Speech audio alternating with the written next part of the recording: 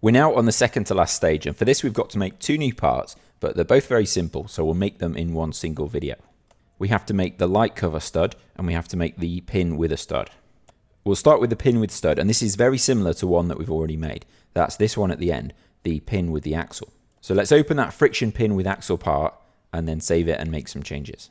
So it should look like this, but instead of the axle here, we want to add a little stud. Let's go to File, Save As, and then choose Save As Copy and Open. And let's call the part friction pin with stud, and then save it, and then you can close the original document. So instead of an axle here on this side, we just need a small stud that you can put a brick onto. So let's delete the last three features. They're all the features related to the axle. And you can also delete the sketches that are underneath them. And then all we have to do is start a sketch on this end face. Let's choose that inside circular edge and press Convert. Then let's open the circle tool. I'm going to go normal 2 so it's a bit clearer. I'm going to draw a circle at the origin, and the outer diameter of that is 4.9. And then we just need to do a blind extrude with this. And the height of that is 1.8 millimeters. So press OK to add that stud. And that's it. That's all there is to it. So let's just change the color of this part. Let's go to the Appearance, Scenes and Decals tab, and let's change it to a blue color. And then finally, I'm just going to rename that latest feature as stud. And then you can save your part, and we'll go on to the next one. That's a little stud that fits onto the end of this pin. So let's start a brand new part. This is a very simple one as well. It's only got two features. The first one is a revolve. So let's start a sketch on the front plane. Let's get a center line and draw a center line from the origin directly upwards vertically.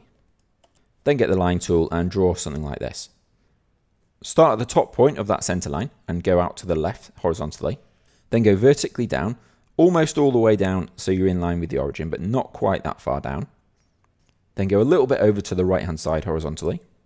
Then go directly down to the origin, and then in a little bit more, and then go upwards, and then in back to that center line, and then go back up to the start point. Then when you've got a closed profile, we can start to add some dimensions. The main outer diameter is 7.8 millimeters. To add this, select that vertical line on the left hand side, and then select the center line, and then move over to the other side of the center line, and we can add that full diameter distance. So that should be 7.8. And when you add that first dimension, it should resize the entire sketch. Then this inside diameter here is exactly 5 millimeters. This little step up here is 6 millimeters diameter. And then the height of that step is 0.2, so it's just a tiny little step. This inside length here is 2.1. And then the total height from the very bottom is 3.1. And that should fully define your sketch. If you're not fully defined, then just make sure these lines at the bottom are horizontally in line with the origin.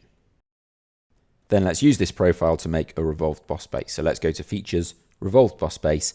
You should automatically get that preview because we've just got that center line that we're going to revolve around. If not, you can choose that center line as the axis of revolution. And we're going to revolve all the way around 360 degrees. And then it should look like this. It's a very simple part. I'm going to rename that feature as Main Body. Then there's just one more feature inside the cap. So I'm going to spin the part over. I'm going to start a sketch on this inside face. Select that face and then press Convert Entities. So we've now made the outer circle of the face into a new circle in this new sketch.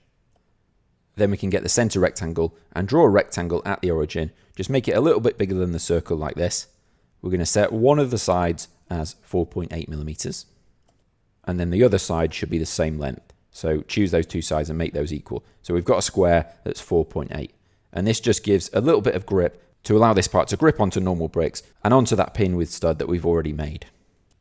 We can now go to Features, Extruded Boss Base, and in the selected contours, let's just choose these very small wedges in the corner. So there should be 4 of them in total. And for the depth, you can choose up to surface, and then we can choose that very bottom surface. So this just makes the inside a little bit narrower to allow it to fit onto the other bricks. So let's call this Gripping Ribs. Then to finish off, let's just change the color. So let's go to Appearances. We'll choose a medium gloss red plastic. And then you can save your part, and let's call this one Light Stud 30465. We now have both parts that we need, and in the next video, we'll go on to stage 21.